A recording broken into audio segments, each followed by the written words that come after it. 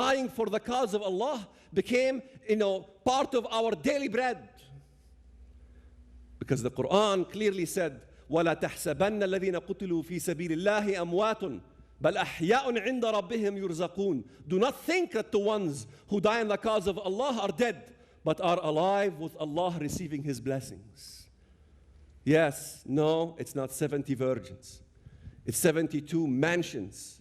In each mansion, 72 beds. And on each bed, 72 virgins. But in fact, that's not the main thing. Yeah, it is an enticement, but the main thing was an issue of salvation, because it's ingrained in every human being to want to know his destiny. Of course, I ended up in America. After planning a bomb in the bank, being recruited by the PLO, I was in prison. I was in the Jerusalem Central Prison. I was on the holiest place on earth, the Temple Mount, with explosive charges in my hand, with a bomb, time bomb. Can you imagine?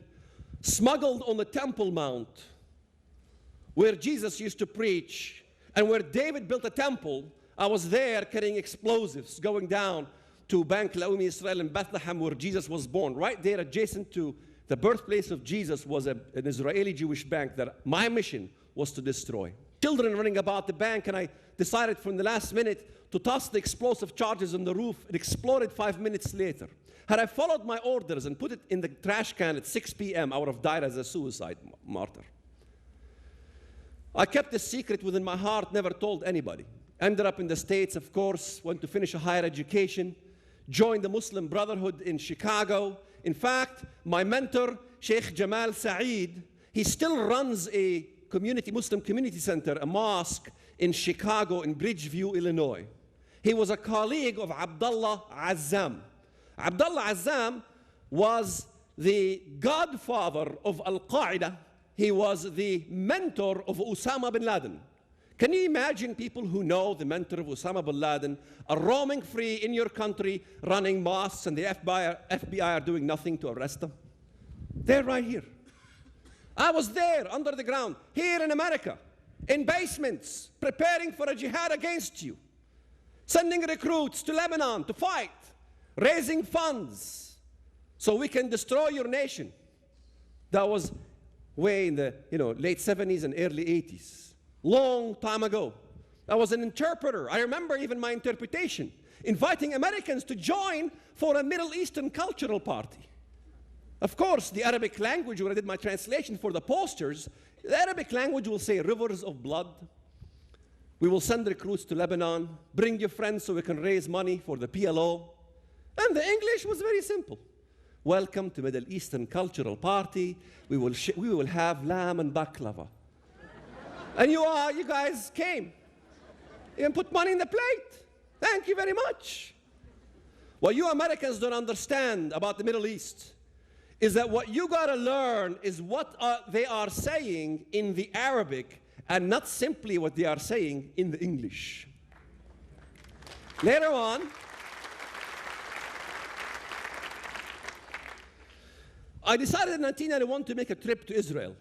And in that trip, I sat next to a Jewish lady, and I didn't want her to know that I'm Palestinian. I told her my name is Bill, I'm from California. Ma'am, I'm visiting the Holy Land. Can you tell me more about the Holy Land? She began to talk to me, and then she shared with me her life story. I said, ma'am, do you have any children? She said, I got 2 daughters in the IDF, Israeli Defense Forces. I said, ma'am, how do you feel about your daughters killing Arabs? I mean, after all, you Jews want to kill Arabs. She began to weep and to sob. I even had to take my handkerchief. And I says, why are you crying? She says, by God, we love Arabs. We don't want any Arabs to die. I would hate it if my daughters killed any Arabs in battle. I said, wow, maybe she uncovered my cover. I mean, Golda Meir was saying, we will have peace when the Arabs love their children more than they hate us. And I began to think about her words and say, I disagree with her. We will have peace when Americans and Israelis will love their own children more than they love false peace. I went over home and I began to see the family. And I began to take trips around the area, and I began to see Graffiti all over the walls. I began to ask my uncle. I said, Uncle, I'll make a bet with you that I will not find 1 square meter of wall in the entire country that doesn't have graffiti. I won the bet. You couldn't find a square meter in the entire Palestinian areas that didn't have graffiti. I am not talking about gang graffiti. I am talking about unusual graffiti you America has never heard of. نقرع أبواب الجنة بجماجم اليهود. We knock on the gates of heaven with the skulls of Jews. How must we go to paradise? By knocking on the gates of heaven with the skulls of Jews.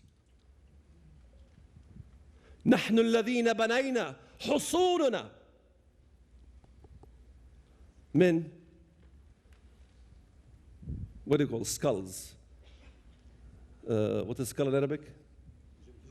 Jamajim. Sorry, I forgot the Arabic. We built our forts from skulls. This is a song that we sing. We built our fortresses out of skulls. And you think we're talking about that allegorically? No. Most Americans do not know that 80 million in India alone died by the Muslims. And forts of skulls were erected up to the high heaven with heads. Nobody ever reads about the annals of Babur Nama. Nobody ever reads in America about the church of Smyrna and what happened to Smyrna to the Christians, who killed hundreds of thousands of Christians and cut the heads off, and the heads were floating all over the waters. The Christians of Smyrna ran to the dock, pleading to the Americans, pleading to the European ships, help us.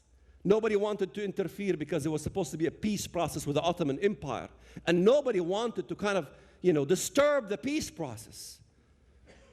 The ships couldn't get out of the dock because the propellers were tangled up in the women's hair that was floating in the water. Such as was the martyrs of Smyrna and the church of Smyrna that was written in the Bible. In 1991, when I made that trip, I ran into something extraordinary in Hebron. As a taxi cab went into Hebron, there was this incident in the middle of the town in which I saw a bunch of Palestinians, women, children, and men, hail stones at a Jewish bus. I began to look at the Jewish bus, and I saw that this bus had bars and wire mesh and bulletproof glass. It looked like a cage. You could hardly see the bus from the amount of stones that were being hurled like locusts on this bus. Of course, the cab driver wanted to make a U-turn and said, stop. Don't even move. I rolled down my window and I began to look. And I began to watch this very incident that began to take a toll on the root of my heart.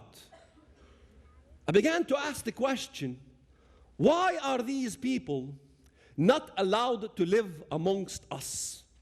Why do we have 1.2 million Palestinians living in Israel proper, yet no Jews are allowed to live amongst us Palestinians? Is this an issue of land, or is it an issue of something else? What is all this graffiti about knocking the gates of heaven with the skulls of Jews? Is there a different way to go to heaven besides killing Jews? Is there a different way to go to heaven besides my cousin Ra'id dying and my Aunt Fatima passing candy to the community? There's got to be something else.